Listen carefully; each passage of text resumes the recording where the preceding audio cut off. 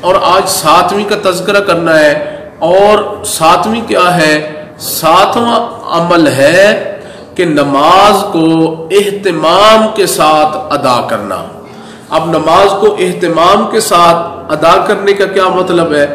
نماز کو اہتمام کے ساتھ ادا کرنے کا مطلب یہ ہے کہ ایک تو وضو بڑے دھیان کے ساتھ کیا جائے، خشوع اور خضوع کے ساتھ کیا جائے، اور دوسرا نماز کی جماعت کھڑی ہونے سے چند منٹ پہلے مسجد میں آ جانا، چند منٹ 2 4 5 منٹ 7 منٹ پہلے مسجد میں آ جانا، اس کو نماز کا اہتمام کہتے ہیں۔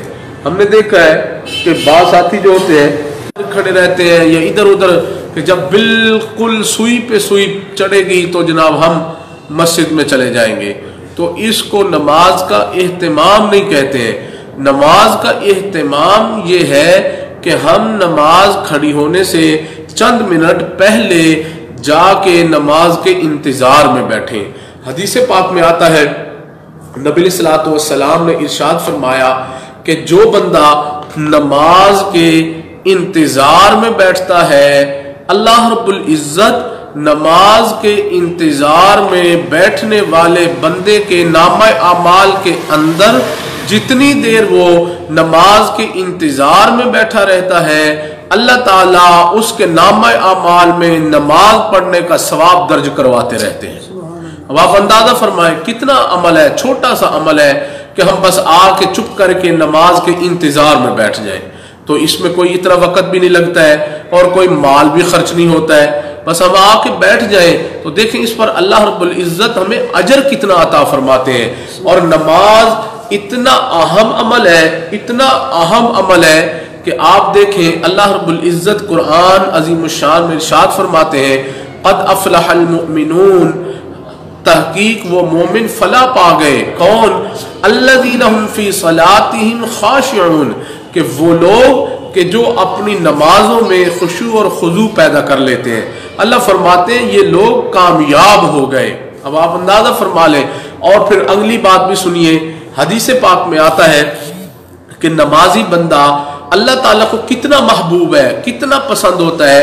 نبی علیہ السلام نے فرمایا کہ جب کوئی بندہ نماز کے لیے اپنے گھر سے وضو کر کے مسجد کی طرف چلتا ہے تو اللہ رب العزت اتنے راضی ہوتے ہیں کہ اس کے ہر قدم کے اوپر اللہ تعالیٰ اس کے گناہ معاف کر دیتے ہیں اور اس کے درجات کو بلند فرما دیتے ہیں۔ اب آپ اندازہ فرمائیں کتنا عمل ہے، گھر سے وضو کر کے آنا، تو آ کے مسجد میں بھی تو کرنا ہی ہوتا ہے، تو کتنا اچھا ہے کہ ہم اپنے گھر سے وضو کریں، مسجد کی طرف چل کے آئیں۔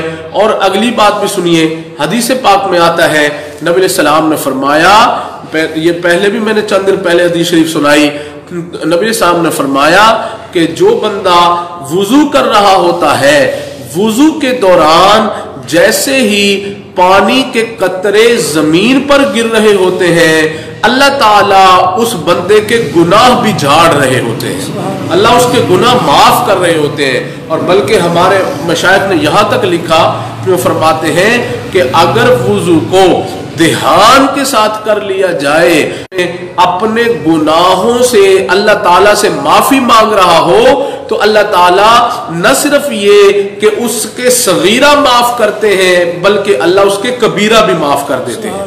اب آپ اندازہ کر لیں کتنا عمل ہے، وضو ہے، ہم دھیان سے کر لیں اور پھر اس پر دیکھیں کتنا بڑا اجر مل رہا ہے۔ اور پھر دوسری بات یہ بھی ہے کہ ہمیشہ جس بندے کا وضو دھیان والا ہوگا اس کی نماز بھی دھیان والی ہوگی۔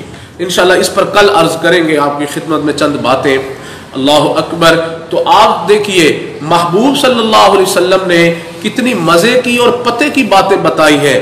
آپ صلی اللہ علیہ وسلم فرماتے ہیں کہ جب بندہ اپنے گھر سے وضو کر کے نکلتا ہے، اللہ تعالیٰ ہر قدم پر گناہ معاف کرتے ہیں، نیکیاں عطا کرتے ہیں۔